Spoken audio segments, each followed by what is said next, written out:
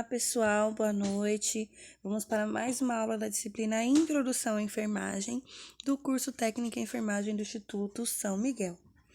Continuando o nosso assunto, hoje nós vamos iniciar a administração de medicamentos.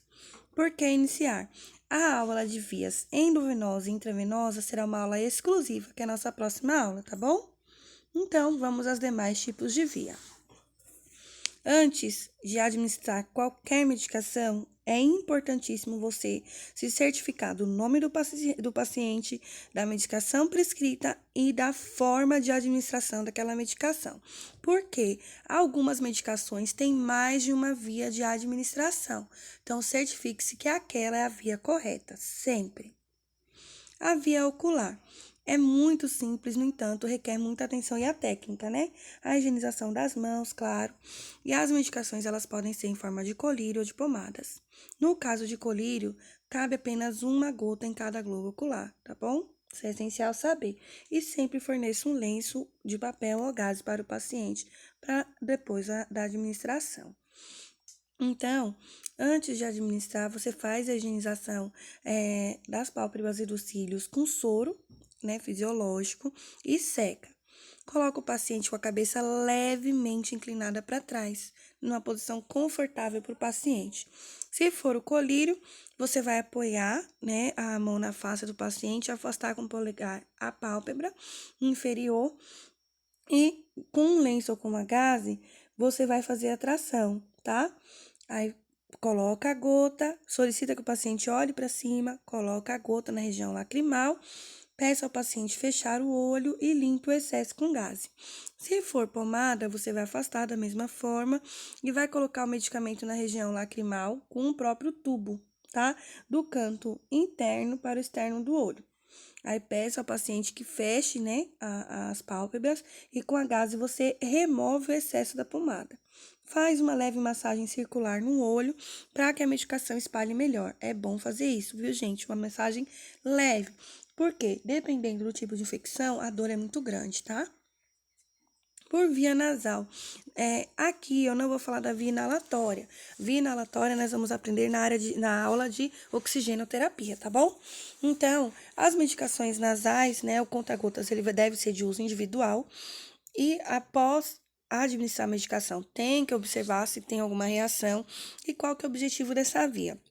Promover, né, a lubrificação do canal nasal para limpeza, facilitar a drenagem, né, de secreções, auxilia na respiração e ameniza a congestão nasal. Então, você vai colocar o paciente deitado com a cabeça inclinada para trás, né? Ou sentado com a cabeça inclinada para trás.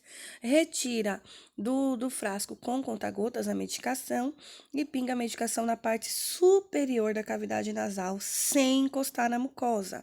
Esse é o problema com as crianças. Introduzir demais o conta-gotas e ele encostar na mucosa, gente. Então, não pode, tá?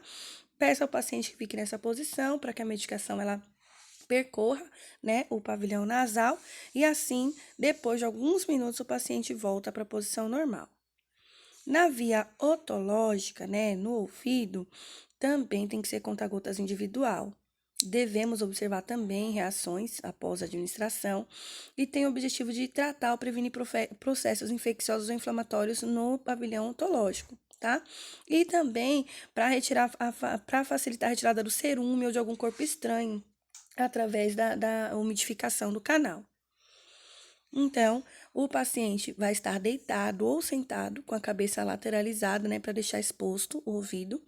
E para manter o canal do ouvido numa posição reta, você vai tracionar o lóbulo da orelha, né, a porção cartilaginosa do pavilhão para cima e para trás. Faz o teste aí no de vocês, que vocês já vão sentir o pavilhão abrir um pouco, tá? Pinga a medicação lateralmente, né, no conduto auditivo. Não coloca diretamente no canal, tá? Aí peça ao paciente que permaneça por alguns minutos nessa posição, tá? Para evitar que a medicação ela volte para fora do pavilhão. Na via oral, gente, nós temos comprimidos, temos pastilhas, xaropes, temos gotas e tem também soluções, tá? Se for comprimidos, você sempre vai oferecer água também para o paciente, tem que aguardar a deglutição total. Se for pastilha, você não vai oferecer água. Vai pedir para o paciente que deixe dissolver, que não mastigue também. Tem que dissolver. Se for xarope e por algum motivo você retirou da embalagem mais medicamento do que a dosagem prescrita, não coloque de volta, tá? Se tirou medicação a mais, despreze, tá? E após administrar o medicamento, sempre observe se o paciente tem alguma reação. Isso é padrão, tá? Ao observar as reações. Então, se for comprimido, primeiro você vai avaliar, né, a deglutição do paciente, coloca o paciente em posição de Foley, né, ou sentado. Não toque diretamente no medicamento, não é ideal. O ideal é você colocar num copo, né? Abra a embalagem diretamente num copo, de preferência na frente do paciente para que ele veja o manuseio. Ofereça água suficiente para que ele possa deglutir e fique ali até o paciente deglutir de forma completa, principalmente pacientes psiquiátricos ou idosos, tá? Se for líquidos, né, gota, xarope, suspensão, sempre agite o frasco do medicamento antes do uso. Então, coloque, né, a medicação no copo graduado. Para crianças, eu aconselho vocês aspirarem numa seringa, porque é mais fácil a administração. Coloque o paciente em posição Foley, né, administre o medicamento. Ofereça água após, não tem problema. Dá água depois, não tem problema, tá bom? E fique ali até o paciente tomar, né, deglutir totalmente a medicação. Na via sublingual, o que difere é o objetivo da técnica, porque como a língua ela é muito vascularizada, então o objetivo é ter um resultado com menor tempo, né? E de uma forma não tão invasiva. Aí, sempre que administrar, nós temos que observar reações. Na via sublingual também, tá? E ela, comparada à via oral, tem uma resposta mais rápida. Então, se houver alguma reação, também vai ser mais rápida a reação. Como que você vai administrar? Peça ao paciente que coloque a medicação embaixo da língua, sob a língua, né? E oriente a ele que não deve mastigar, que ela deve ser dissolvida, tá bom? Se o paciente não conseguir sozinho, você ajuda, você coloca a medicação embaixo da língua e não ofereça água, não ofereça, porque ele não deve engolir, a mucosa dele deve absorver essa medicação. Por via vaginal, né? Ou via ginecológica. É importante que tenha sido feita a higiene, então o ideal é administrar esse tipo de medicação na hora do paciente dormir, já que já tenha esvaziado a bexiga, para que não faça aquela questão da força para não expulsar a medicação. Se a paciente não conseguir realizar a higienização, ou mesmo que já tenha feito, na hora da administração, faça a higienização local com gás e soro. É bom, ajuda, tá?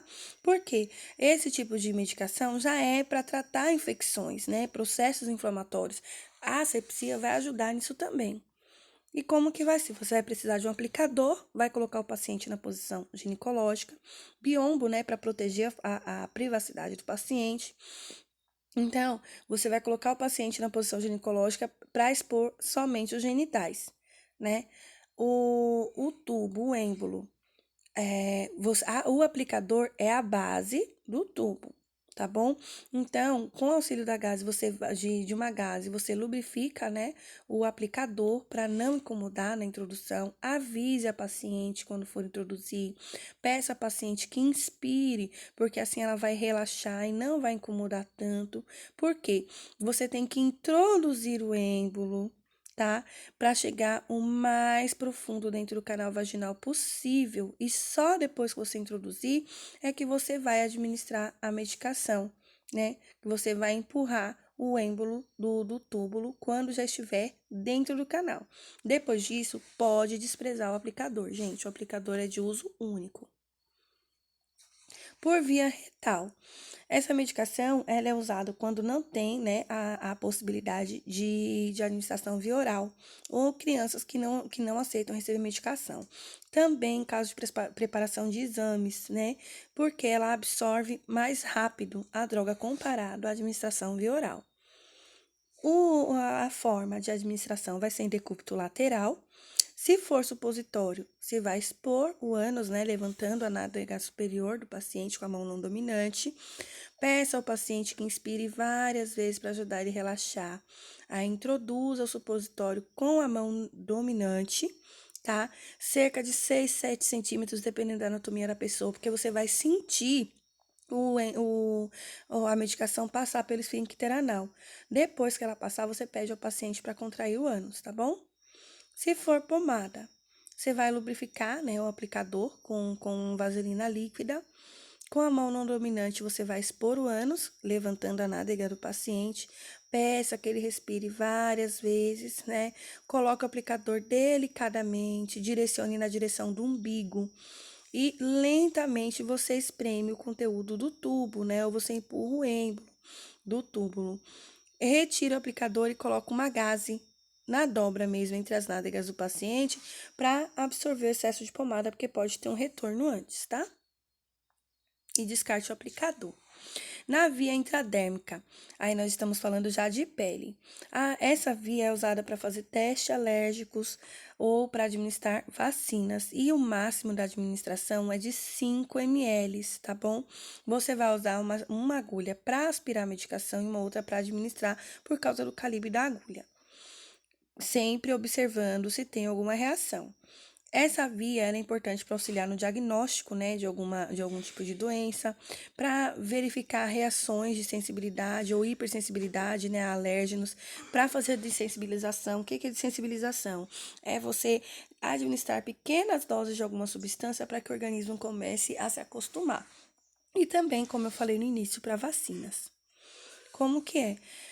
Vai fazer asepsia com um único movimento dito com algodão embebido em álcool, né, a 70%, de baixo para cima.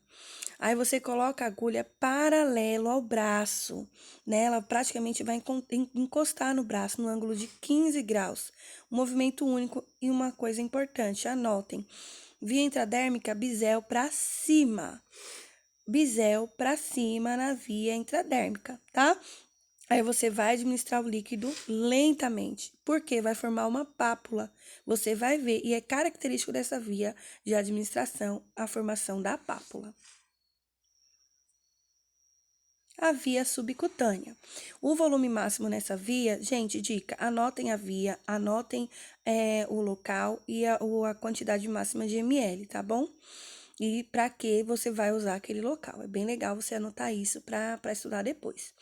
Na via subcutânea, o máximo vai ser de 2 ml. Serve para administrar insulina ou heparina, tá? Não precisa aspirar para ver se tem retorno sanguíneo, porque é uma região não vascularizada.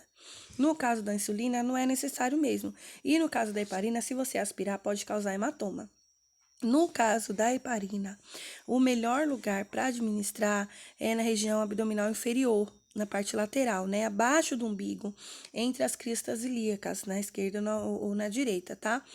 Quando você injeta heparina nessa região, o risco de hemorragia capilar é menor, tá bom? Troca é a mesma coisa. A não ser a heparina que já vem com a agulha própria, geralmente já vem no buster próprio, você vai precisar de uma agulha para aspirar a medicação e a outra para administrar, né? E essa via é para administrar anticoagulantes, vacinas e também insulinas. Como que é na subcutânea? Também vai fazer um movimento único de baixo para cima com algodão, né? E embebido em álcool a 70%. Você vai colocar a agulha em posição horizontal, em pé mesmo, tá? Com a mão não dominante, você faz uma preguinha na região onde foi feita a antisepsia. Com a mão dominante, você introduz a agulha, né? E pode administrar a medicação com o bisel voltado para baixo. O bisel na via subcutânea é para baixo, tá bom? Não precisa aspirar porque não tem circulação. Já a via intramuscular, que é profunda, então nós usaremos agulhas maiores. E essa via de administração, você vai ter antibióticos, vacinas, analgésicos, né, anti-inflamatórios.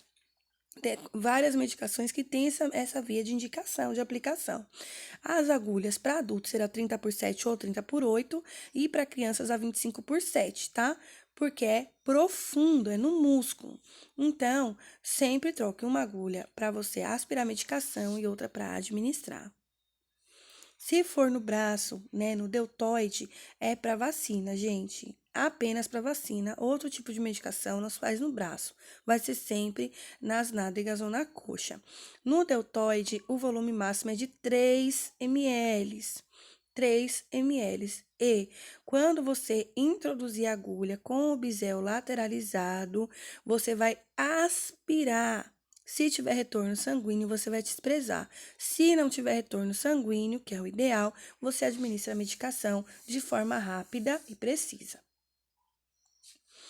No ântero lateral da coxa, que é no vasto lateral, né?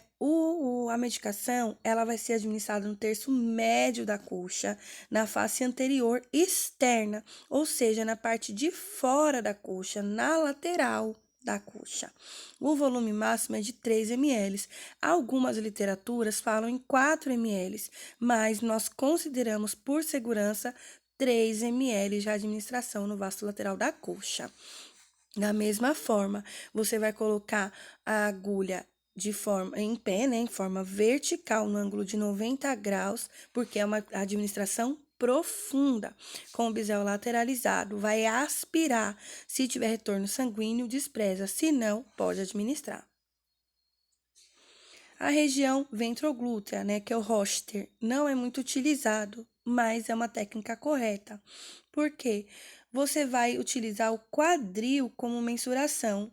Aí você vai usar a falange distal do dedo indicador para localizar a espinha ilíaca, né? Que é o ântero superior, direita. Aí você vai estender o dedo médio ao longo da crista ilíaca, né? Espalmando a mão na base do trocânter do fêmur, que é a junção, e com o indicador você vai formar um triângulo. Tá? E no centro desse triângulo é que você vai administrar a medicação. Aí é no máximo 5 ml, tá vendo? Falamos em glúteo, já tem 5 ml, que é o volume máximo de administração. Nesse tipo de administração, o paciente pode estar em pé, né? Ou deitado em posição dorso-lateral, viu? É muito usado? Pessoas que já têm que acabam desenvolvendo essa técnica utilizam sim, mas a técnica mais utilizada mesmo é a região dorsoglútea, que é a técnica de colocar o paciente em decúbito lateral ou decúbito ventral e dividir a nádega em 4 quadrantes e vai administrar a medicação no quadrante superior externo. Gente, é sempre do lado de fora. Quadrante superior externo. O volume máximo 5 ml. No glúteo, sempre pode utilizar o volume máximo de 5 ml. Eu coloquei para você o desenho do quadrante. Por que tem essa atenção? Por questões do nervo ciático. Então, nós nunca vamos administrar medicação na parte interior, né, na parte interna do glúteo, é sempre na parte externa. Sim, de 1, 2, 2,5, 3 até 5 ml você pode aplicar sem problema nenhum, porque a extensão do músculo, ele suporta essa quantidade de medicação. Olha lá, aqui mais próximo para vocês verem, o quadrante superior externo, o lado de fora do bumbum, o lado de fora e em cima do bumbum. Aqui, gente, as regiões indicadas, ó lá. Deltoide, estão vendo? O dorsoglúteo, o anterolateral da coxa e o ventroglúteo, que é o lateral do glúteo. Tá vendo o triângulozinho feito com os 2 dedos? A forma, a posição da injeção. Intramuscular, 90 graus, que é o em pé que eu falei para vocês, lembra? Subcutânea, 45 graus, porque vai estar lá na gordura subcutânea. Intravenosa, que nós teremos na próxima aula, que é 25 graus. E a intradérmica, ó lá, 10 a 15 graus. Tá vendo que a agulha quase encosta na pele, como eu falei para vocês? Fica bem retinho. E continua na próxima aula. E lá nós vamos aprender punção venosa e medicação intravenosa e endovenosa. Dúvidas? Chama lá no chat que eu aguardo vocês. Beijinho, até daqui a pouco.